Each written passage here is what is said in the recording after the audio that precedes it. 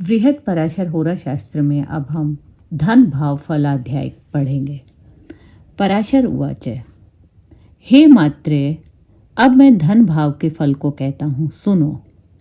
धनेश, यदि धन भाव या केंद्र त्रिकोण में हो तो धन की वृद्धि, और 6, 8, 12 स्थान में हो तो धन की हानि होती है।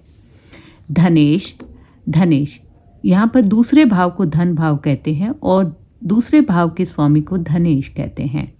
तो धनेश, जैसे यहाँ पर धनेश शुक्र है, तो शुक्र केंद्र स्थानों पर हो, 1, 4, 7, 10 में हो, या धनेश त्रिकोण स्थानों में हो, 1, 5, 9 स्थान में हो, तो धन की वृद्धि होती है।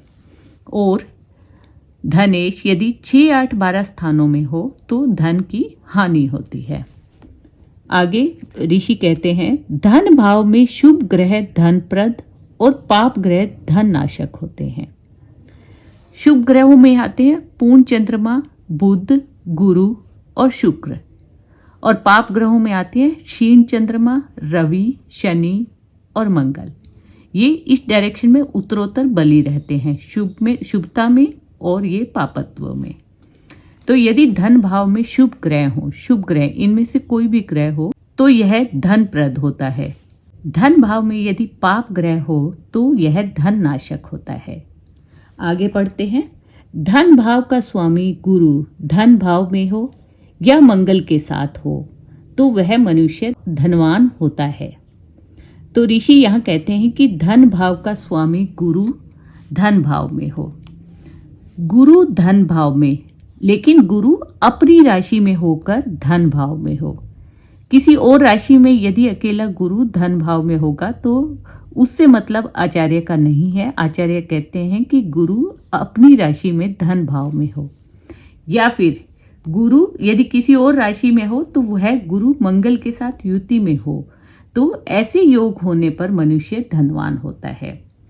आगे चलते हैं, धनेश लाभ भाव में हो और लाभेश धन भाव में हो, या दोनों केंद्र त्रिकोण में हो तो जातक धनवान होता है। दूसरे भाव का स्वामी धनेश और 11वें भाव का स्वामी लाभेश होता है। तो आचार्य कहते हैं कि यदि धनेश मतलब यहाँ पर धनेश शुक्र है, यदि धनेश लाभ भाव में हो और लाभेश धन भाव में हो, या फिर ये दोनों चंद्रमा और शुक्र ये एक दूसरे से केंद्र स्थानों में हो या फिर एक दूसरे से त्रिकोण स्थानों में हो, तो जातक धनवान होता है।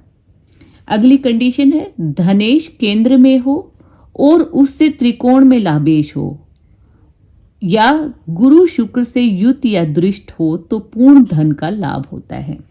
धनेश केंद्र स्थानों में हो और लाभेश धनेश से त्रिकोण स्थान में हो और उन पर गुरु और शुक्र की दृष्टि हो, जैसे यहाँ पर धनेश पर गुरु और शुक्र की दृष्टि है, तो पूर्ण धन का लाभ होता है।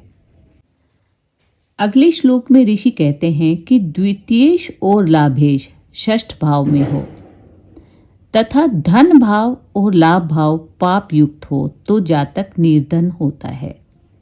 ठीक है, यहाँ पर द्वितीयेश मतलब धनेश और लाभेश, धनेश यहाँ पर शुक्र है और लाभेश यहाँ पर शनि है, तो ये दोनों 6, 8, 12 स्थानों में हो। धन भाव और लाभ भाव पाप ग्रहों से युक्त या दृष्ट हो तो जातक निर्धन होता है। धनेश और लाभेश दोनों अस्त हो या पाप युक्त हो तो जन्म से ही धनहीन होता है। कि धनेश और लाभेश दोनों अस्त या फिर पाप ग्रहों के साथ बैठे हों तो जातक जन्म से धनहीन होता है। फिर धनेश लाभेश दोनों 6, 8, 12 में हो, 11 में मंगल और 2 में राहु हो तो राजदंड से धन का नाश होता है।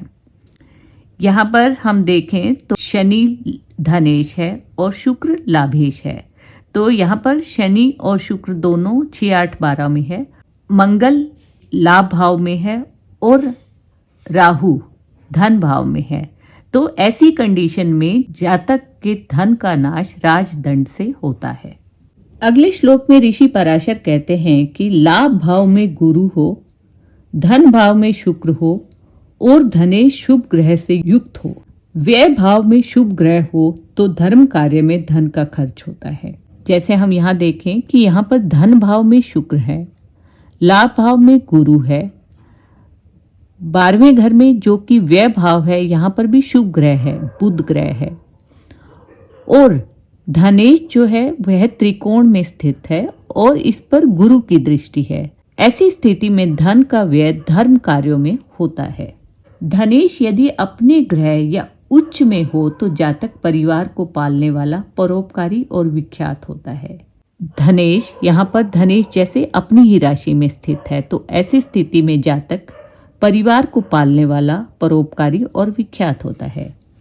यदि धनेश पारावतांशादि शुभ वर्ग में हो या शुभ ग्रह से युक्त हो तो उसके घर में बिना यत्न के ही सब संपत्ति का आगमन होता है।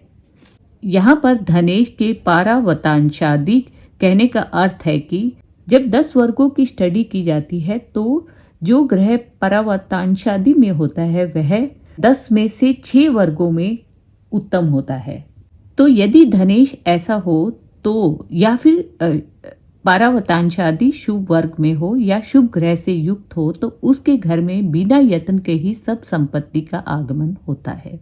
आगे ऋषि कहते हैं कि नेत्र भावपति बलि और शुभ युक्त हो तो सुलोचन, और धनेश 6, 8, 12 में हो तो नेत्र रोगी होता है। द्वितीयेश या द्वितीय भाव यदि पाप ग्रह से युक्त हो तो वह मनुष्य चुगलखोर, असत्य वक्ता और वायु रोग से युक्त होता है। द्वितीय भाव का स्वामी यदि शुभ ग्रहों से युक्त हो, द्वितीय भाव का स्वामी यहाँ जैसे चंद्रमा शुभ ग्रह गुरु से दृष्ट है, तो ऐसी स्थिति में जातक सुंदर नयनों वाला होता है। और यदि द्वितीयेश 6, 8, 12 में स्थित हो तो जातक नेत्र रोगी होता है। यहाँ पर चंद्रमा 6 में है। यदि द्वितीयेश और द्वितीय भाव दोनों क्रूर ग्रहों से युक्त हो, यहाँ पर द्वितीय भाव में क्रूर ग्रह की स्थिति है और द्वितीयेश क्रूर ग्रह से दृष्ट है, तो ऐसी स्थिति में जातक नेत्र रोगी, चुगलखोर, झूठ बोलने वाला और वायु रोग से युक्त होता है। इति तत्वार्थ बोधिनी सहिते बृहत् पराशर होरा शास्त्रे धन भाव फला अध्याय।